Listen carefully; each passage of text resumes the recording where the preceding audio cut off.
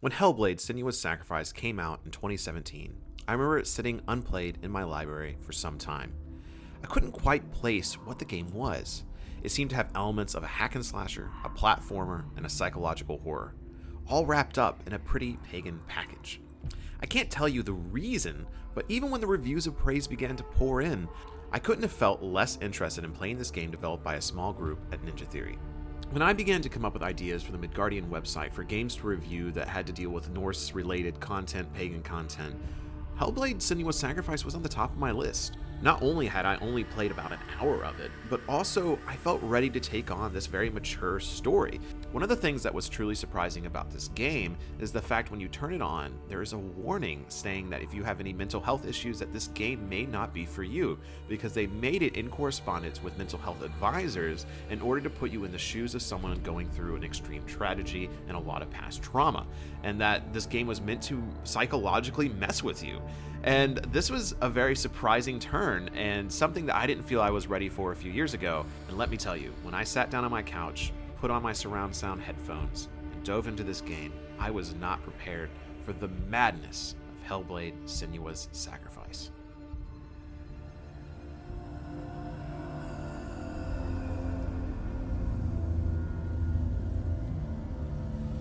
Hello. Who are you? Doesn't matter. Welcome. You're safe with me. I'll be right here. The story at first appears fairly linear. Senua's on a boat, carrying the head of her dead lover Dillian, and is on her way to Helheim. A very simple objective is given: retrieve Dillian's soul from Hell. As you continue your journey through Helheim, you'll be introduced to the story that led to Senua taking on this quest in the first place, including her troubled childhood, tortured teenage years, the freedom that followed her early adult life, and eventually the terror that led her on this quest. The only physical human character you see throughout the whole game is Senua herself. Everyone else is shown through visions or spectral advisors that help her or haunt her on her path to Hell. The game only takes about 8 hours to beat, and I find the opening act to be a tad uninteresting, and perhaps even too slow for some gamers to pay attention. And this is a shame, because the last 3/4 of the game are insane, heartbreaking, haunting, and all around amazing. Even as I wrote my notes for this review, I took a moment to think that perhaps the opening act itself is a test for the player. Before you cross the bridge into Helheim and encounter the horrors within, you are tasked with defeating two beings, one of which being the fire giant himself, Surt. But the real emotional weight of the story does not truly hit until after defeating these two foes. The story of this game is extremely manicured, so the slow progression at the beginning seems more manufactured than a fault of the developers. Either way, the opening act pales in comparison to the revelations and impactful moments that follow the second you enter the world of Hell. In case you haven't played this game, like myself, I will leave some of the ending intact for you to figure out yourself. However, I will say now that the game's payoff for the amount of punishment you go through is amazingly rewarding. It is well worth your commitment to following the dark life of Senua that leads her to the events of this story.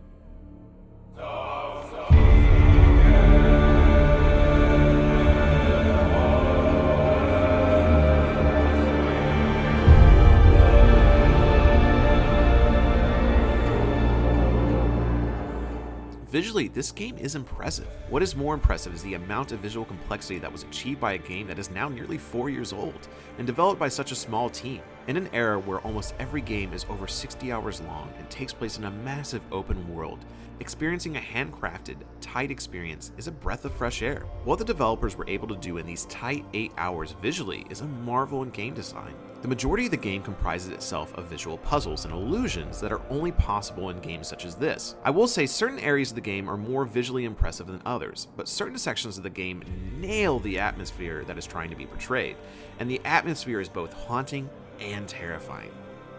The psychological elements all come through in the presentation of this game. In fact, if they were not here, this game wouldn't be much worth playing.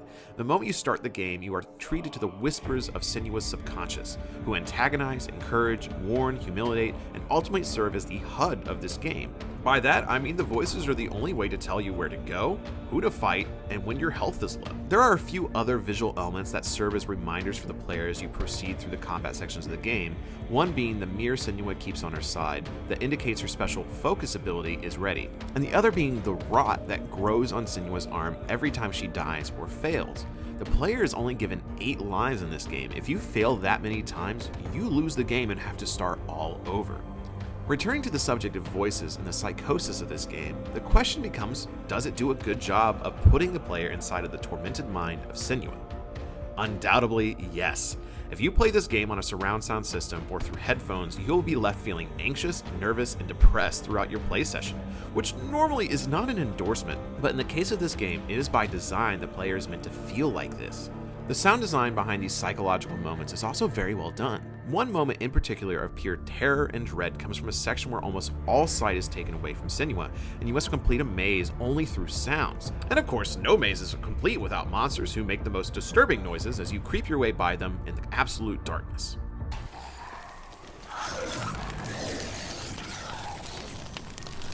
The soundtrack, composed by David Garcia, is fairly average. Many moments, it is fairly forgettable. However, there are a few standout sections, particularly the final battle, where the music comes through amazingly. If I had any complaints about the presentation of this game, it is the cookie-cutter enemy design. You will only fight a handful of enemy varieties and only 3 bosses throughout your playthrough. Certain sections of the world can also appear quite bland. The game does suffer from a lot of invisible walls and strange level designs that do not feel intentional, but a little bit limited. This idea leads us to the next section, gameplay.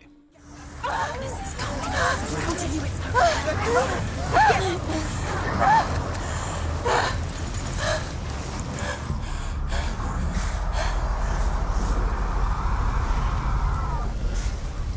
If this review was up to the presentation and story, it would be a near perfect experience that delivers throughout. However, at the end of the day, this is a game, and let me tell you, there ain't much of a game here. One could almost accuse Hellblade of being a walking simulator. I would say 5 of the 8 hours of gameplay involve just walking around and interacting with things. There's about a 2-hour section of gameplay where Senua loses her sword entirely and there's no combat at all. Sadly, the lack of combat wasn't at all a bad thing because the combat of this game ranges from average to frustrating to downright boring. With the extreme focus on narrative and presentation, the game takes a huge hit in the combat department. The camera is tight, the enemies are dumb, and there is nearly zero progression to talk about. Outside of memorizing the limited movesets of the limited enemy variety, there really isn't much to learn about the combat system. There is no skill tree, item attainment, or experience points to gain. Now, in a game like this is not entirely a bad thing, but what is present in the combat system of this game leaves much to be desired. Having said that, some of the final conflicts of this game, after getting the 1 item upgrade about 6 hours in, does feel great. Killing enemies that once gave you difficulty before in one powerful move feels great, and what limited combat system there is does manage to create a fairly impressive final fight. Outside of slowly walking around from one combat arena to another, the meat and potatoes of this game come from the puzzle solving. While I'm not typically a fan of puzzle mechanics, the fact that Hellblade tries something different is a breath of fresh air. The basic breakdown of the game is 10 sections, and each section has a unique theme or puzzle variation. Some are better than others, and a few stand out amazingly. In particular, the 4 trials you undergo in order to reforge the sword Grommer are both challenging and creative. And then you also have puzzles like the first 2 sections, which are fairly basic and sometimes just frustrating.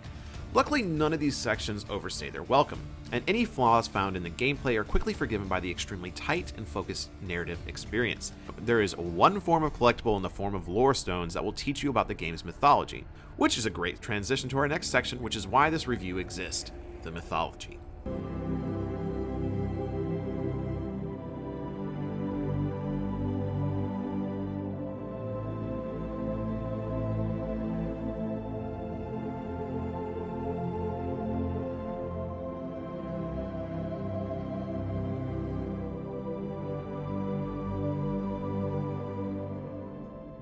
So far in this review series, we've looked at Assassin's Creed Valhalla and God of War. Assassin's Creed Valhalla scored favorably in my eyes because of its positive representation of the pagans in the game and its handling of the mythology it chose to tell.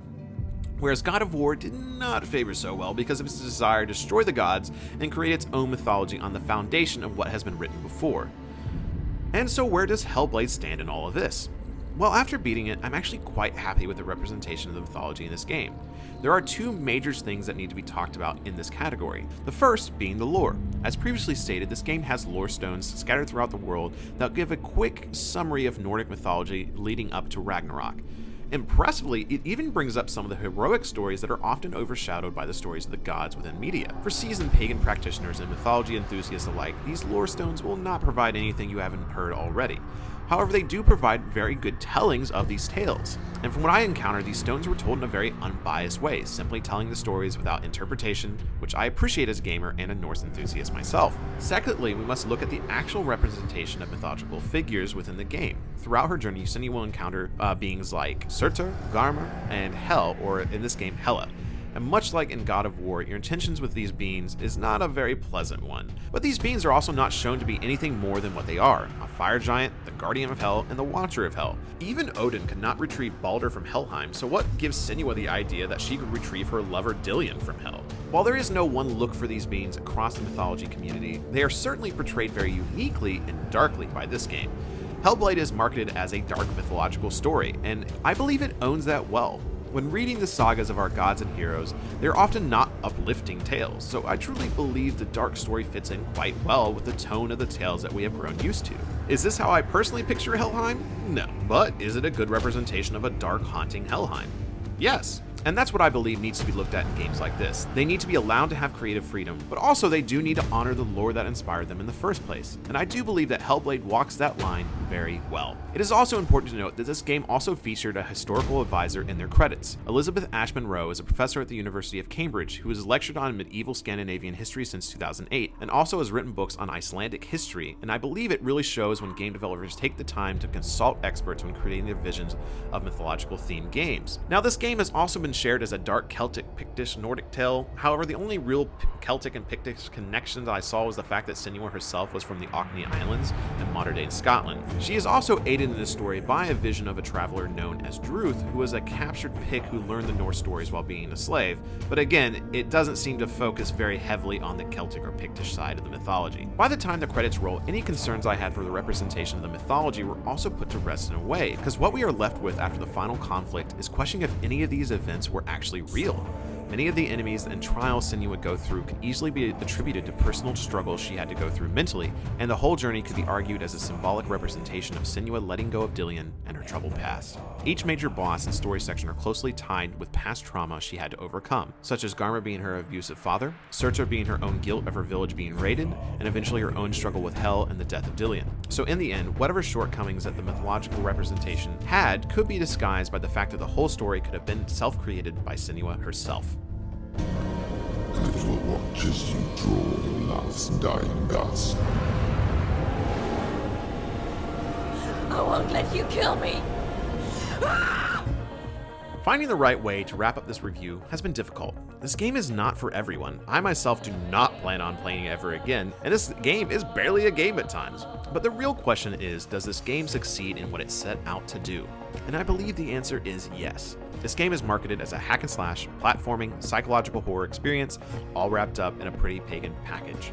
And that is what you get. This does not stop certain sections of the game from feeling slow, and does not make up for a very barren combat system. But it does make me excited for Hellblade 2, which releases later this year. Not only because Heilong is doing the music for it, but because in an era full of bloated, microtransaction-filled, open-world messes, I can say I genuinely enjoyed my 8 hours following Senua's dark and haunting tale. So I am giving Hellblade: Senua's Sacrifice a game score of 4 out of 5. I would not recommend this game to people wanting to learn more about the modern practice of Northern spirituality, but I do believe this game both represents a creative and dark twist on the sagas, while also honoring the source material at the same time. And for that, I'm going to give this game a mythology score of 4 out of 5.